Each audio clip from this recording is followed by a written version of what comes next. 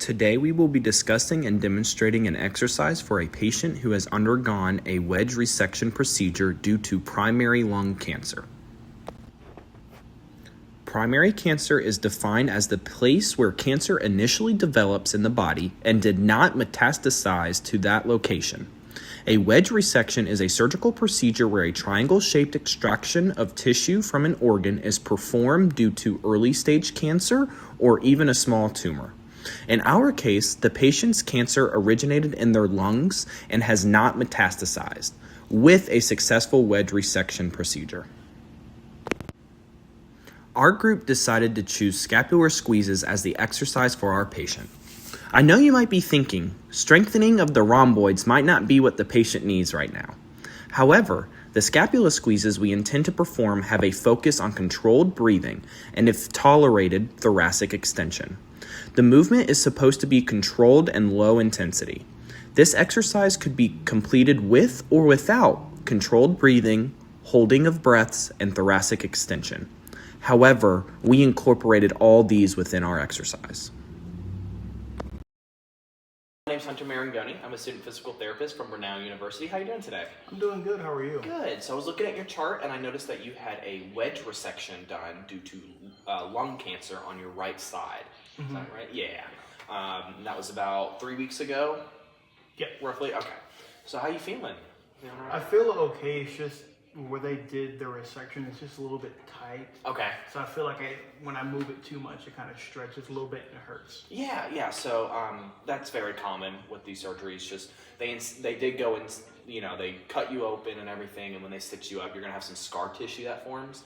Scar tissue is very firm. It's not loose. Okay. It doesn't like to stretch. Okay. So I'm gonna show you an exercise today that's gonna help promote loosen that scar tissue up, gain some symmetry back because you are guarding that right side just a tad.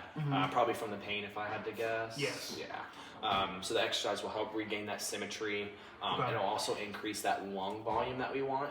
Okay. Because you did lose a little bit due to the wedge resection. Okay. So I'll explain it first, I'll perform it, and then I'll have you perform it. Okay. So the exercise is called scapular squeezes. And basically what I want you to do is your shoulder blades, I want you to try to bring them together. And basically what that's going to do is your shoulders are going to go back, your chest is going to kind of come out, okay? And I want you to inhale, I want you to breathe in while you go there. Okay. And then I want you, when you bring your shoulder blades out or relax, I want you to breathe out. Okay. Okay. And I'll also demonstrate it for you, just to help you see what it looks like. Okay. As you will see in the upcoming video, the primary feedback mechanism used was verbal cueing for breathing coordination, tactile cueing at the scapulae, and monitoring pain. I also assessed the patient's overuse of accessory muscles, breath holding, thoracic extension, and incision guarding. So now that I've demonstrated the exercise, I kind of want you to perform it, okay? So kind of like I showed you in the video, what I want you to do is bring these shoulder blades together, inhale, and then exhale as you bring them apart. Perfect. Do that again for me. And then exhale. Beautiful. So with this, I don't want any stoppage of movement. So you're continuously moving. So inhale, and then exhale. There's no hold here. Perfect. That's great. How do those feel? It feels okay. It's just when I go back, it's still like a little bit. Bit of pain. Okay, so if you had it's not like too much, but it's like there though. Okay, I was gonna say, if you had to rate the pain on a scale of 0 to 10, 0 being no pain, 10 being worst imaginable pain. Maybe like a 3 or 4. Okay, so that's where I want you to stop. Okay. So when you come back and you feel that 3 to 4 pain level, the stretch of that incision, stop there, and then start to start to exhale, okay? Beautiful. The scapular squeezes assist to improve scapular positioning, which leads to improved rib expansion, which then optimizes breathing mechanics post-lung wedge resection. The exercise also reduces shoulder protraction, which improves posture and leads to enhancing lung expansion and supports more efficient oxygen exchange post-lung wedge resection. This exercise promotes thoracic extension, rib mobility, improved ventilation, improved oxygen exchange. Pathologically, though, in this patient population, the cancer has been removed via the wedge resection procedure. But the procedure can result in incisional stiffness, shoulder asymmetry, thoracic kyphotic posture, reduced lung expansion. However, due to the removal of the cancer from the procedure, the exercise does not directly impact the pathological factors of cancer itself, rather assist in the healing process. My group decided to choose scapular squeezes because it improves postural endurance, depending on how long you're in that position, postural control, breathing mechanics, which we focus on, and oxygen exchange. It reduces the thoracic kyphotic posture, the incision stiffness, and the shoulder asymmetry. The exercise is safe because it's low intensity, it puts minimal stress on the incision, it has low cardiovascular demand, and it does not significantly increase the intra-abdominal pressure. For a post-operative lung cancer patient, protecting the incision while improving breathing mechanics is crucial, but also very hard. This movement allows thoracic mobilization without excessive strain, which makes it safe in the early and subacute phases of recovery. During the exercise, if a patient demonstrates fatigue, pain, breath holding with, a look on their face, or even compensatory movements, the exercise might need to be regressed. As we learned in PT school, there are many ways to regress an exercise. We could decrease the reps, we can decrease the hold time, we can even increase postural support or put them in a gravity minimized position. Our group regressed the exercise by increasing the postural support that the patient needs.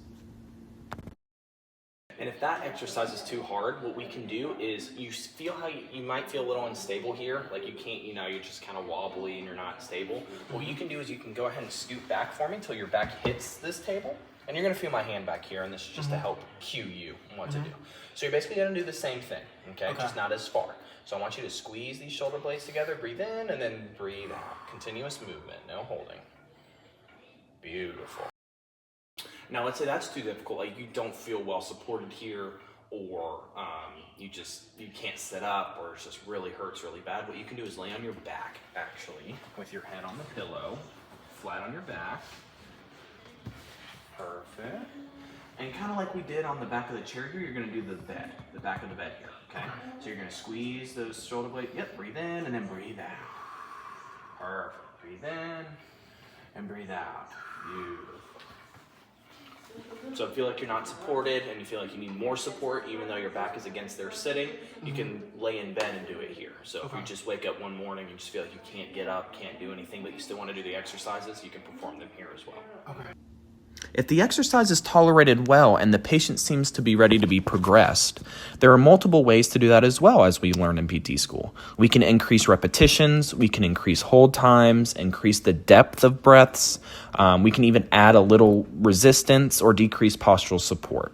Our group progressed the exercise by including a hold within the exercise and increasing the number of breaths per repetition. So let's say that the original exercise is too easy and you need it to be a little bit more difficult. Okay, so what we can do is we can insert a hold within our exercise. So when you bring your shoulder blades together and you inhale, stay here and hold for 3 to 5 seconds. And then you're gonna exhale and relax, okay? So inhale, squeeze those shoulder blades together, hold, 1, 2, 3, and we'll let out. Perfect. And the amount of inhale you should do is to that pain level, okay? Or until you can't get any more air in, one of the two. Okay. Let's try it again. Inhale, hold, and then relax. Beautiful. Now let's say that was too easy and you wanted it a little bit more difficult. What we can do is we can actually add 2 breaths. So what you're going to do is while you do your shoulder blade, bring them together, you're going to inhale, hold, and then you're going to do it again until that pain level hits or until you can't get any more air in, okay? So it's going to look like this.